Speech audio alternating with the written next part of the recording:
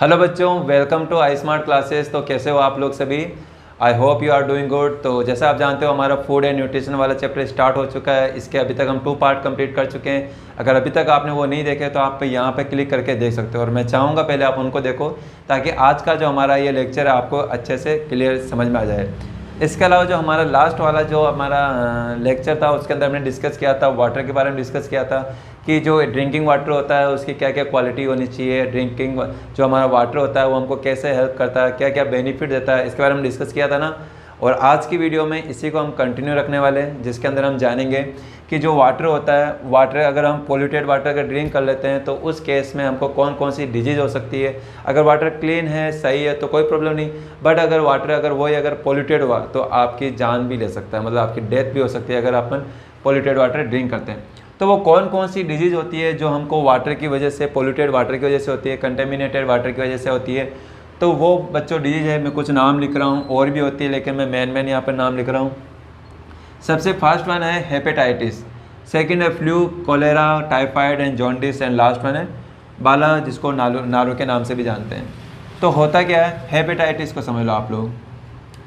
देखो बच्चों, जहाँ कहीं भी आपको ये वर्ड दिखे ना हेपेटाइटिस, याद रखना ये कहीं ना कहीं रिलेट करता है लीवर से। क्या कर रहा है? लीवर से रिलेट करेगा। ये हेपेटाइटिस वर्ड यूज ही लीवर के लिए किया जाता है, इस चीज़ का ध्यान रखना आप लोग। तो जो हेपेटाइटिस है, हेपेटाइटिस डिजीज़ के अंदर क्या होगा, ध्यान रखना, ये वायरल डिजीज़ है, वायरस से होगी। कौन से वायरस से होगी? हेपेटाइटिस वायरस से होगी। और ये जो हेपेटाइटिस जो डिजीज़ होती है ना, ये भी डिफरेंट टाइप की होती है। इसको भी कैटेगराइज कर रखा है, ABCDE तक इसको कैटेगराइज कर रखा है। कौन सी डिजीज़ को? हेपेटाइटिस को। अब इस डिजीज़ के अंदर होगा क्या, ऐसे तो डिफरेंट टाइप के हेपेटाइटिस में डिफरेंट सिम्टम्स होंगे, उनको जो अपन डायग्नोसिस करेंगे उसका तरीका भी अलग होगा। बट अगर मैं बात करूँ हेपेटाइटिस, अगर नॉर्मली हम बात करें तो ये सबसे ज़्यादा इफेक्ट जो करेगा हमारे बॉडी के कौन से पार्ट को करेगा? लीवर के पार्ट को करेगा। किसको करेगा बच्चों? लीवर। क्या करेगा लीवर में? हो सकता है लीवर के अंदर क्या कर दे, उसमें इन्फ्लेमेशन कर दे। इन्फ्लेमेशन में क्या हो जाएगी, उसकी सूजन आ जाएगी, सही से प्रॉपर वो वर्क नहीं कर पाएगा। अगर वर्क नहीं कर पाया, लीवर वर्क नहीं कर पाया, तो उस केस में हमको लीवर से रिलेटेड जो भी वो प्रॉब्लम है वो हमको कई सारी उससे प्रॉब्लम फेस करनी पड़ेगी। ठीक है, तो एक ये हो गया हमारी हेपेटाइटिस हो गई। सेकंड हो गया फ्लू वगैरह हो गया, ये भी आपकी किससे रिलेटेड है? वाटर बॉर्न डिजीज से रिलेटेड है आपके। तो बैक्टीरिया वगैरह होते हैं ऐसे कई सारे जो आपकी बॉडी के अंदर एंटर कर जाते हैं, तो नॉर्मल वगैरह जो होते हैं आपको क्या कर सकते हैं, आपको फ्लू आपको कर सकते हैं। इसके अलावा कोलेरा भी कैसी डिजीज़ है, यह आपके एब्डोमिनल से रिलेटेड है कि इसके अंदर क्या होगा, आपकी जो इंटेस्टाइन होगी, इंटेस्टाइन जहाँ पे आप वाटर वगैरह ड्रिंक करते हो, तो वाटर ड्रिंक करने के बाद वो कहाँ पे जाता है? इंटेस्टाइन में जाता है। तो अगर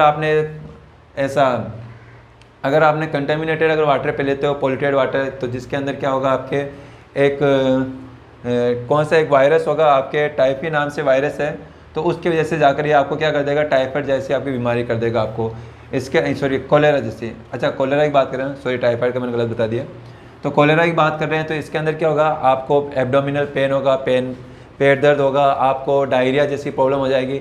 मतलब कि जो स्टूल वगैरह होता है ना, स्टूल से मतलब है कि जो डाइजेस्टेड फूड जो हम रिलीज़ करते हैं मॉर्निंग में, आप करते हैं, समझ रहे होंगे आप मेरी बात को। तो मॉर्निंग के अंदर जो भी अपन जो डाइजेस्टेड फूड होता है उसको अपन जब रिलीज़ करते हैं, तो एक तो होता है कि एक नॉर्मल जो होता है, और किसी में कहते हो दो रिलेटेड, मतलब 2 प्रॉब्लम हो जाती है कभी भी जो आपको पेट से रिलेटेड प्रॉब्लम। एक तो ये हो जाता है कि कॉन्स्टिपेशन हो जाता है। कॉन्स्टिपेशन से मतलब होता है कि किसी को कब्ज़ हो जाती होती है ना, जो उसके अंदर जो पोटी वगैरह होती है, आप समझ सकते हो। तो पोटी वगैरह बराबर से निकल नहीं पाती है, उसके अंदर टफ हो जाती है, हार्ड हो जाती है, उस वजह से उसको कई सारी प्रॉब्लम फेस करनी पड़ती है। बट यहाँ पे जो सीन होता है, यहाँ पे क्या होता है, उसको डायरिया हो जाता है। डायरिया से मतलब कि उसको दस्त वगैरह से लग जाएगी, बिल्कुल पतली से उसकी क्या करेंगे, से निकलेगी पोटी वगैरह, उसमें से निकलेगी उसके मतलब कि एनएस से निकलेगी, है ना। तो उसको क्या हो जाएगा, और क्या होगा, नोजी जैसी प्रॉब्लम होगी, इसको नोजी आएगा बार, हेडेक वगैरह होगा। तो मतलब आपकी पूरी जो बॉडी वगैरह होगी इससे क्या होगी, इफेक्टेड होगी कोलेरा से। पेट से रिलेटेड प्रॉब्लम है, इस चीज़ का ध्यान रखना। टाइफाइड वगैरह, टाइफाइड भी कौन सी डिजीज़ है? वाटर बोर्न डिजीज़ है। इसके अंदर क्या होते हैं, ज़्यादातर के जो मोस्ट ऑफ दी जो होते हैं ना, जो भी इसके पेशेंट होते हैं उनके स्पॉट बनने लग जाते हैं, रेड से स्पॉट बनने लग जाते हैं बॉडी के ऊपर। आपने देखा होगा किसी को टाइफाइड से, जिसको भी टाइफाइड बीमारी हो रखी है। अब इसके बाद बात करेंगे जॉन्डिस को देखो बच्चों, अपन पीलिया के नाम से भी जानते हैं, नाम से मालूम चल रहा है पीलिया। कि आप पीला पीला क्या होता है, येलो, कि आपकी जो बॉडी होती है ना, जिस किसी को भी प्रॉब्लम होती है जॉन्डिस प्रॉब्लम, इसके अंदर क्या होगा कि उसकी बॉडी का जो कलर होगा येलो कलर हो जाएगा। क्या हो जाएगा? येलो कलर हो जाएगा। येलो कलर क्यों होता है?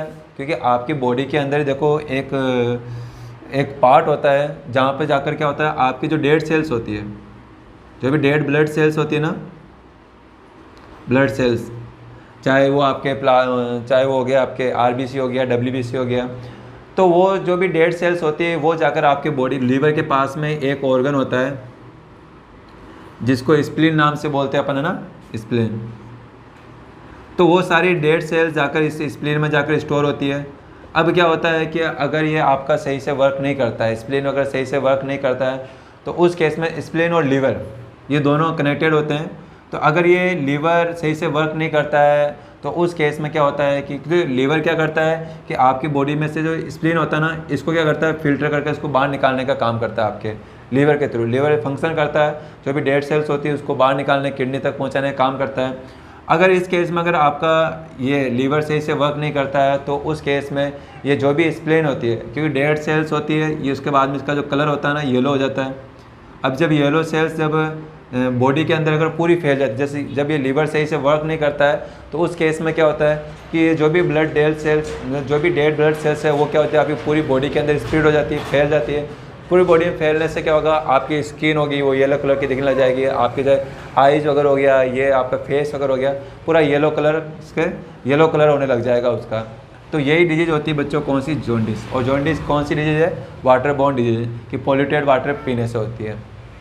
ठीक है, तो इस चीज़ का ध्यान रखना आपको। और ये जो जॉन्डिस डिजीज़ है, एक टाइप से आप ये भी समझ सकते हो कि हेपेटाइटिस भी इसका रीज़न हो सकता है। जिस किसी को भी हेपेटाइटिस डिजीज़ होगी ना, तो उस केस में हो सकता है उसको जॉन्डिस जैसी प्रॉब्लम भी हो उसको, क्योंकि हेपेटाइटिस में भी क्या इफेक्ट होता है, लीवर होता है, और लीवर भी क्या वर्क करता है, स्प्लीन को इसको भी कंट्रोल करने का काम करता है, इसमें से डेड सेल को बाहर एक्सक्रीट करने में हेल्प करता है। तो अगर ये सही वर्क नहीं करेगा तो उस केस में जो भी स्प्लीन से जो डेड सेल्स हो रही वो आपकी पूरी बॉडी के अंदर स्प्रेड हो जाएगी और आपको जॉन्डिस हो जाएगा। आया आपको? अब इसके बाद में एक और नाम है बाला नारू, बहुत ही इंपॉर्टेंट है, अलग से कलर में लिखने के पीछे ये कि एग्ज़ाम पॉइंट ऑफ व्यू से, एग्ज़ाम पॉइंट ऑफ व्यू में इनमें से पूछे ना पूछे, लेकिन इसमें से क्वेश्चन अधिकांश तक पूछा जाता है, बहुत ज़्यादा पूछ लिया जाता है इसमें से। तो क्वेश्चन में आपसे क्या पूछा जा सकता है, ये पूछा जा सकता है कि जो नारू डिजीज़ होती है तो ये कौन से वॉर्म से होती है। देखो ये नारू जो डिजीज़ है वॉर्म से होती है ना, तो कौन सी वॉर्म से होती है? ये ड्रैक्यूनकुलस मेडिनेनिस। ड्रैक्यूनकुलस मेडिनेनिस एक वॉर्म है। तो इस वॉर्म से क्या होती है, डिजीज होती है नारू। ये अभी तो इतनी होती नहीं है, अभी तो इसको क्या ऐसे माना था, इसको इरेक्ट कर लिया, लेकिन फिर भी कहीं कहीं किसी जगह ये पाई जाती है, जैसे साउथ साइड में पाई जाती है। साउथ मतलब कि इंडिया के साउथ नहीं, साउथ अफ्रीका साइड में, वहाँ पर अभी भी ये डिजीज पाई जाती है। तो बहुत ही रेयर केस में होती है।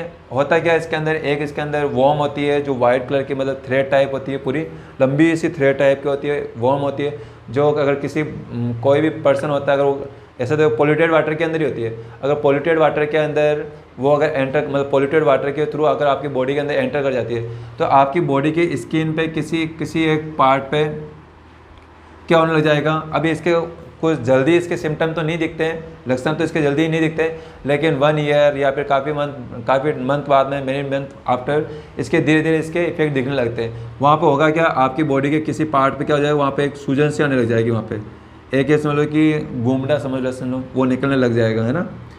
अब जैसे फिर इसको ट्रीटमेंट कैसे किया जाता है, इसको बाहर निकाला जाता है, इसको पकड़ के, मतलब एक थ्रेड है, बहुत लंबा सा थ्रेड निकलता है। आप चाहो तो यहाँ पे इमेज देख सकते हो, मैं यहाँ पे आपको इमेज भी शो हो रही होगी, देखो इसके अंदर कैसा क्या होता है इसके अंदर, है ना। तो ये आपको नाम याद रखना बहुत ज़रूरी है, कौन सी वॉर्म से होती है, और इसमें से आप एटलीस्ट 2-3 नेम तो याद रखना ही पूछ सकता है। Right any 2 example of water borne disease, कि कोई भी 2 वाटर बोर्न डिजीज़ के नाम लिखो, तो आप इसमें से कोई से 2 नाम लिख सकते हो। आया आपको? आई होप आपको समझ में आया होगा, ठीक है। इसके बाद बच्चों बात करते हैं ओबेसिटी। ओबेसिटी क्या है, न्यू टर्म आ रही है। ओबेसिटी आप ऐसे समझ सकते हो कि ये कोई बंदा है, ठीक है, ये कोई बंदा है अपना, बंदी में समझना, ठीक है, इधर है फेस, है ना, इधर, तो उल्टा लग रहा होगा। अरे ओबेसिटी का मतलब ये है कि सिंपल सा मोटापा मतलब होता है कि कभी कभी आपने देखा होगा कई सारे ऐसे लोग वगैरह होते हैं, पर्सन वगैरह होते हैं जिनकी कहते हैं बॉडी के अंदर फैट बहुत ज़्यादा बढ़ जाता है, बहुत मोटे हो जाते हैं, फैट बढ़ जाता है। तो अगर जिस किसी का भी फैट बहुत ज़्यादा बढ़ जाता है, यानी कि maximum fat store in body, maximum fat store in body, अगर किसी पर्सन के बॉडी में बहुत ज़्यादा फैट स्टोर हो जाता है तो ध्यान रखना ऐसे केस में उसको जो डिजीज़ होगी वो कौन सी होगी, ओबेसिटी होगी। उसके लिए वर्ड जो यूज़ किया जाएगा, कौन सा यूज़ किया जाएगा स्टूडेंट्स, ओबेसिटी। ओबेसिटी से मतलब समझ सकते हो maximum fat store in our body. अब ये कैसे मालूम चलेगा कि भाई इसको ओबेसिटी है या नहीं है? इमेज देखना चाहते हो तो यहाँ पर देख लो आप इमेज, इधर इमेज देख सकते हो कि ओबेसिटी क्या होती है ना। तो अब ओबेसिटी मालूम कैसे चलेगी कि भाई हाँ इसको ओबेसिटी है क्या, मुझे ओबेसिटी है क्या, क्या आपको ओबेसिटी है क्या? तो इसके लिए बच्चों मालूम करने के लिए एक स्टैंडर्ड इन्होंने स्केल इन्होंने माना है, वो है BMI के नाम से। BMI की फुल फॉर्म क्या होती है आपको याद रखनी, ये भी एग्ज़ाम के पॉइंट ऑफ व्यू से बहुत ही इंपॉर्टेंट है। क्या है BMI की फुल फॉर्म क्या है, बॉडी मास इंडेक्स। क्या काम करता है, इससे अपन क्या कर सकते हैं, ये आपके देखो बॉडी मास इंडेक्स है ना, ये क्या एक टाइप का स्केल है जिसके अंदर हम ये देखते हैं, रेशियो देखते हैं। क्या देखते हैं, रेशियो किसका देखते हैं, उसके मास का, कि उसका कितना वजन है, मास और लेंथ का, उसका मास और लेंथ के बीच में रेशियो देखते हैं कि उसकी लंबाई के मुकाबले, उसकी लेंथ के मुकाबले उसका वज़न कितना है। देखो अपन कहते हैं ना कि भाई किसी को अपन ऐसा नहीं कह सकते कि भाई अब कोई होता है कि जैसे किसी का 70 किलो वेट है, 70 किलो उसका मास है, वज़न है 70 kg, तो क्या आप उसको ओबेसिटी बोल देंगे क्या, कहेंगे कि उसको ऐसे नहीं बोल सकते हैं। वो डिपेंड करेगा कि उसकी लेंथ कितनी है, लेंथ के मुकाबले देंगे। अब कोई इतने से उसकी हाइट है और उसका 70 किलो वेट हो रहा है तो वो आपके हो सकता है ओबेसिटी में आए। अब एक उसकी पहले से लेंथ उसकी ज़्यादा है लेकिन 70 kg वेट है तो हो सकता है उसके लिए नॉर्मल हो, कोई प्रॉब्लम वाली बात नहीं है। तो कोई भी पर्सन उसके लिए वो ओबेसिटी होगी या नहीं होगी वो डिसाइड करेगा BMI, यानी कि उसकी लेंथ, उसकी हाइट के रेस्पेक्ट में देखेंगे उसका मास कितना है। तो अगर जिस किसी पर्सन का अगर BMI कितना हो 25 किलोग्राम पर मीटर स्क्वायर हो तब तो वो कंट्रोल में है। बट अगर जिसका भी अगर BMI यानी बॉडी मास इंडेक्स अगर 25 किलोग्राम पर मीटर स्क्वायर से अगर एग्जिस्ट कर जाता है, उससे ज़्यादा हो जाता है, तो उस केस में बच्चों उसको क्या हो जाएगी, ओबेसिटी हो जाएगी। ठीक है, ध्यान रख लोगे आप लोग। ये लेंथ को बताता है, ये उसका मास बताता है। ठीक है, चलिए आगे देखते हैं अपन। अब हाँ, इसके बाद में डिजीज़, जिस किसी को भी मोटापा है, उसको ओबेसिटी है, तो उस केस में उसको डिजीज़ कौन कौन सी हो सकती है? तो एक तो डिजीज़ हो सकती है हार्ट डिजीज़ हो सकती है। हार्ट डिजीज़ मतलब कि हार्ट से रिलेटेड है ना, हार्ट से रिलेटेड उसको प्रॉब्लम हो सकती है। देखो जिस किसी का भी फैट बहुत ज़्यादा है, मोटापा है, तो कहते हैं कि उसको बीमारियों का घर भी उसी को बोला जाता है, जिसका वजन ज़्यादा है, मोटापा ज़्यादा है, तो उसको कई सारी प्रॉब्लम फेस करनी पड़ सकती है। कौन कौन सी? एक तो होगी हार्ट डिजीज होगी, हार्ट से रिलेटेड है ना। सेकेंड होगी शुगर जैसी, डायबिटीज़ जैसी उसको प्रॉब्लम हो जाएगी। उसको स्लीपिंग डिसऑर्डर, बराबर से उसको नींद नहीं आएगी, रात को उसका जो सोने का जो उसका पैटर्न है स्लीपिंग का वो चेंज हो जाएगा, सही से बराबर नींद नहीं ले पाएगा। इसके अलावा क्या होगा, ब्रीथिंग प्रॉब्लम, सांस लेने में उसको दिक्कत आएगी, प्रॉब्लम वगैरह फेस करनी पड़ेगी। तो ऐसे कई सारी प्रॉब्लम है जो फेस करनी पड़ती है किसको, जिस किसी को भी ओबेसिटी होती है, जिसको भी मोटापा होता है। और इसके अलावा और क्या हो सकता है कि होती क्यों है ओबेसिटी, क्यों होती है? ये होती है कि करते क्या है कि बेस ऐसा फूड टेक करते हैं जैसे फैट वाला फूड ज़्यादा टेक करते हैं, खाने में मतलब कंट्रोल नहीं रखते हैं, या फिर बराबर से एक डाइट नहीं लेते हैं, फैट वाला ज़्यादा आइटम खाते हैं, फास्ट फूड वगैरह ज़्यादा खाते हैं। और दूसरी चीज़ क्या करते हैं, एक तो ऐसा फास्ट फूड खाएंगे और इस ऑयली वगैरह आइटम हो गया, या फिर बहुत ज़्यादा फैट वाला आइटम खा रहे हैं। और दूसरा क्या करते हैं, एक्सरसाइज नहीं करते हैं, मतलब कि खाना खाया लेट गए बैठ गए, एक्सरसाइज नहीं करते हैं। तो अगर कोई एक्सरसाइज नहीं करता है या फिर कोई मतलब कि ऑफिस वर्क करता है चेयर पे बैठ के ही, और कोई फील्ड वर्क या फिर कोई भी मतलब ऐसा कोई चलने फिरने वाला अगर काम नहीं करता है, वर्क नहीं करता है, चलते फिरते बस आलसी जैसा रहता है, तो उस केस में क्या हो जाएगा, उसको ओबेसिटी हो जाएगी। तो आपके लिए भी एडवाइस है, मुझे मालूम है आप में से काफ़ी सारे स्टूडेंट ऐसे होंगे जो खाना खाया लिया फ़ोन बैठ गए। एक्सरसाइज किया करो, डेली एक्सरसाइज किया करो, आपकी बॉडी के लिए, हेल्थ के लिए बहुत ज़रूरी है। ज़्यादा नहीं तो कम से कम 15 मिनट, चाहे 15 मिनट रनिंग करके आ जाओ, चाहे 15 मिनट हाथ पाँव हिला लो, योगा कर लो, कुछ भी करो, लेकिन एक्सरसाइज जरूर करो। 50 मिनट तो मैं मिनिमम बोल रहा हूँ, आपको कोशिश करनी है इससे और ज़्यादा करने की। ठीक है, किया करो तो आपको भी इस प्रॉब्लम से फेस नहीं करना पड़ेगा, नहीं अदरवाइज़ क्या होगा, आपको भी ओबेसिटी हो सकती है। ठीक है, तो ये हो गए बच्चों हमारे वाटर बॉर्न डिजीज़, ओबेसिटी। तो ध्यान रखा ओबेसिटी। अब इसके बाद में बात करते हैं ब्लड प्रेशर की। क्या होता है ब्लड प्रेशर? हमको मालूम है कि हमारी बॉडी के अंदर पाइप्स है। पाइप्स मतलब जिसके अंदर, अगर हम बात करें कि घर पे टंकी की बात करें, कि अपने घरों के अंदर जो टैप होती है, जो टूटी होती है, उसमें जो वाटर आता है वो किस में से होकर आता है? पाइप्स के थ्रू आता है। पहले बड़ी टंकी होती है ऊपर, ये ऊपर टंकी होती है, उससे पहले बड़ी पाइप आती है, उससे फिर छोटी छोटी पाइप्स उसमें कन्वर्ट हो जाती है, फिर उनसे वाटर निकल के आता है और आपके नीचे तक पहुंचता है। बाथरूम वगैरह हो गया, लेटरिन वगैरह हो गया, किचन तक वाटर पहुंचता है। तो ऐसे ही क्या होता है कि आपकी बॉडी के अंदर भी क्या होती हैं? पाइप्स होती है। जैसे उसमें पाइप्स में वाटर फ्लो करता है ना, ऐसे अपनी बॉडी के अंदर भी पाइप्स होती है जिसके अंदर क्या फ्लो करता है? ब्लड फ्लो करता है। क्या फ्लो करता है? ब्लड। क्या फ्लो करेगा? ब्लड। बोर तो नहीं हो रहे? तो ब्लड फ्लो करता है, पाइप्स होती है। पाइप से डिफरेंट टाइप की होती है अपनी बॉडी के अंदर, कनेक्टेड होती है, पूरी बॉडी कनेक्टेड होती है। अपन को मालूम है अपन जहाँ कट लगाए वहाँ पे क्या निकलता है? ब्लड निकलता है। मैं यहाँ पे कट लगाता हूँ, यहाँ ब्लड निकल जाता है, यहाँ कट लगता है, यहाँ ब्लड निकल जाता है। तो इसका मतलब है कि जहाँ जहाँ आपका ब्लड निकल रहा है वहाँ पे क्या है? वो पाइप पहुँच रही है। इन पाइप्स को अपनी बायोलॉजी में हम क्या कहते हैं? इनको अपनी बॉडी के लिए क्या यूज़ करते हैं? इनको वेसल्स बोलते हैं। क्या बोलते हैं बच्चों? वेसल्स। अब ये जो वेसल्स होती है अपनी बॉडी के अंदर टू टाइप की होती है। एक तो होती है आर्टरी, एक तो होगी आर्टरी और एक होगी वेन्स। एक तो होगी आर्टरी होगी और होगी वेन्स होगी। तो आर्टरी और वेन का क्या डिफरेंस है? क्या काम करते हैं? दोनों में से ब्लड फ्लो करेगा, इसमें से भी ब्लड फ्लो करेगा और वेन्स में भी ब्लड फ्लो करेगा। बट डिफरेंस क्या रहेगा कि ये तो आर्टरीज तो क्या करता है कि ब्लड को ले जाने का काम करता है। क्या काम करता है? ले जाने का। कहाँ से ले जाएगा? हार्ट से। ये आपका हार्ट हो गया। इस हार्ट से अगर ब्लड को पूरी बॉडी तक पहुँचाना है तो कौन पहुँचाएगा? आर्टरी पहुँचाएगी। कौन पहुँचाएगी? आर्टरी। हार्ट से जाएगा ब्लड, पूरे आर्टरी से होते हैं, पूरी बॉडी में पहुँचेगा।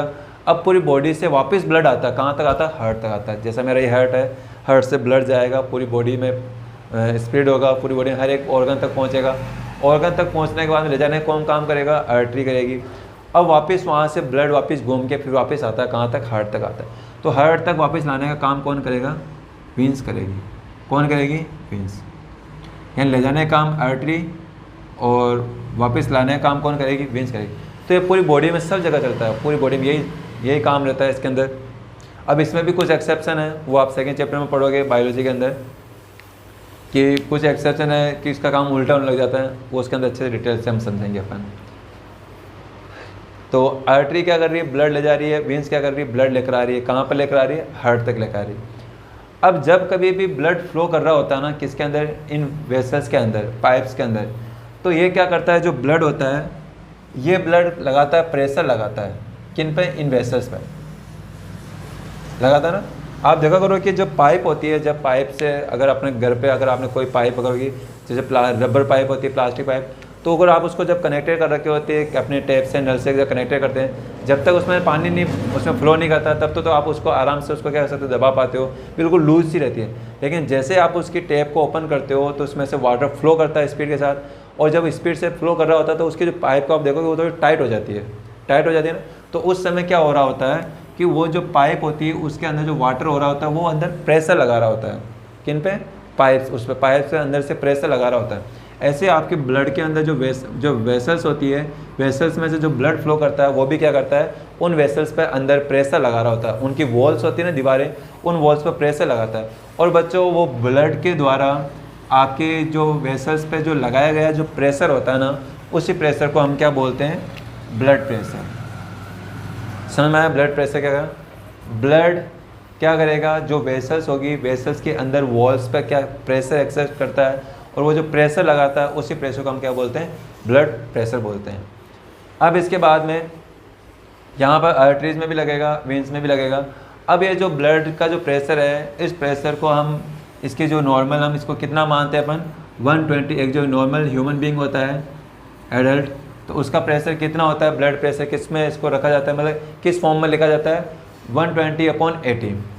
120/80 इस फॉर्म में लिखा जाता है। ये क्या है? Blood pressure. अच्छा, ब्लड प्रेशर को शॉर्ट में क्या बोलते हैं अपन? बीपी। कहते हैं बीपी हाई होगी, लो होगी, तो वो ब्लड प्रेशर की बात कर रहे होते हैं। तो किस फॉर्म में लिखा जाता है? 120 और 80। अब आपके दिमाग में आएगा सर ये 120 180 क्या आ गया यहाँ पे? तो बच्चों ये कुछ नहीं है कि जब आपकी बॉडी के अंदर जब ब्लड फ्लो करता है ना, तो यहाँ पे 2 एक्शन होते हैं। वहाँ पे 2 एक्शन कौन सा होता है? एक एक्शन तो ये होता है कि पहले क्या होता है, आपका जो हार्ट है, हार्ट 2 काम करेगा।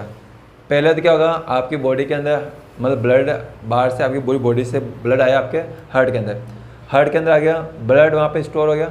अब आपका हार्ट क्या करता है, उसको ब्लड को वापस निकालना होता है। इसकी पूरी प्रोसेस पढ़ेंगे अपन किसके अंदर, सेकेंड वाले चैप्टर में। तो आप यहाँ पर डायग्राम भी देखो, देखो डायग्राम एनिमेशन लगा देता हूँ, यहाँ पर आपको दिख रहा होगा।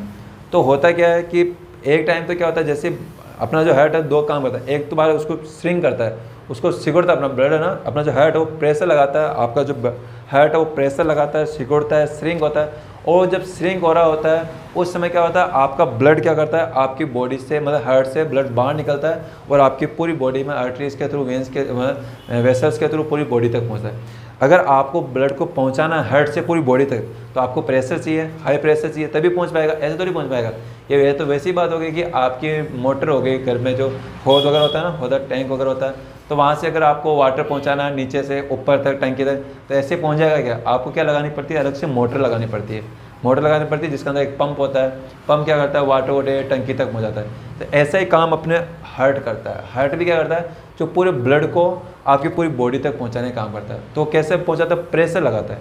पहले प्रेशर लगाता है, जैसे प्रेशर लगाता है ये हार्ट सिकुड़ता है और एकदम प्रेशर के साथ में वो ब्लड बाहर आता है। और तो उस समय जो ये प्रेशर होता है, जिस समय ये सिकुड़ता है, तो उस समय प्रेशर को हम बोलते हैं सिस्टोलिक प्रेशर बोलते हैं बच्चों। क्या बोलते हैं? Systolic pressure. तो मैं इसको दूसरे कलर से लिखता हूँ।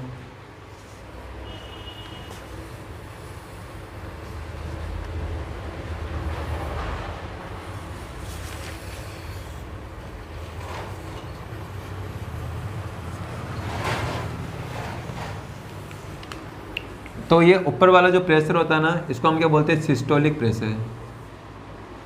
Systolic pressure. तो सिस्टोलिक मतलब समझ आया?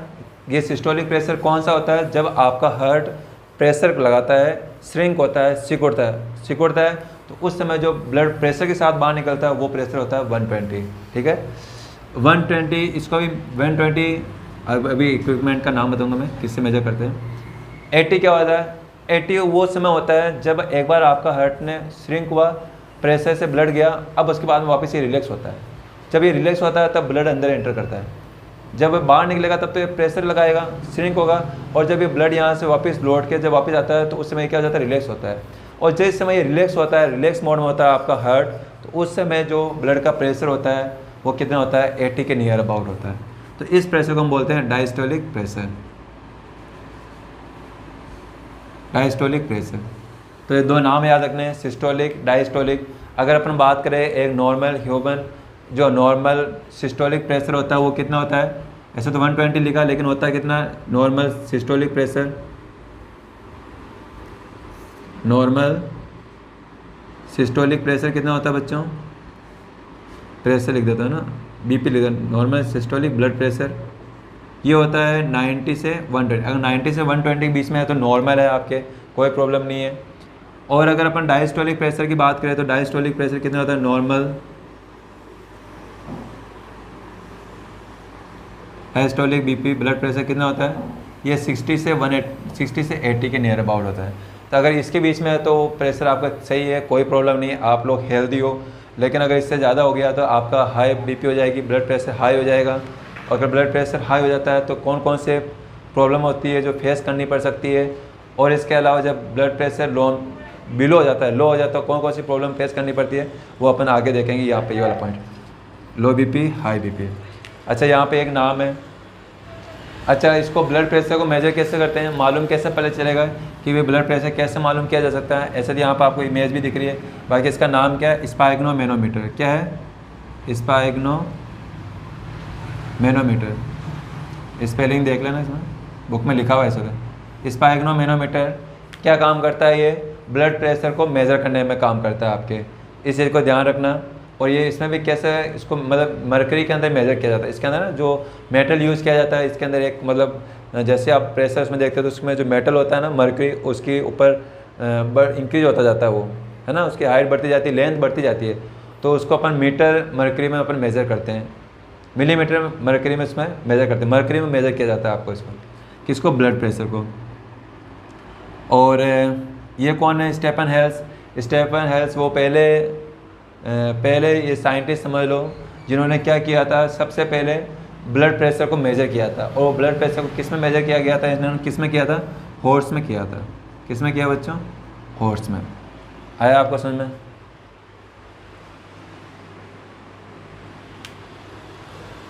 तो आज के लिए तो अपन इतना ही करते हैं बच्चों, बाकी जो low blood pressure, high blood pressure, ये अपन नेक्स्ट वीडियो के अंदर कवर करेंगे। तो चलिए, आप इसको नोट करना चाहो तो इसको एज इट इज़ नोट कर लेना, बाकी इनको अपन नेक्स्ट वीडियो के अंदर डिस्कस करेंगे। तो चलिए, आज के इतना ही करते हैं। वीडियो अच्छी लगी है तो इसको लाइक कर लेना। Okay, bye and take care.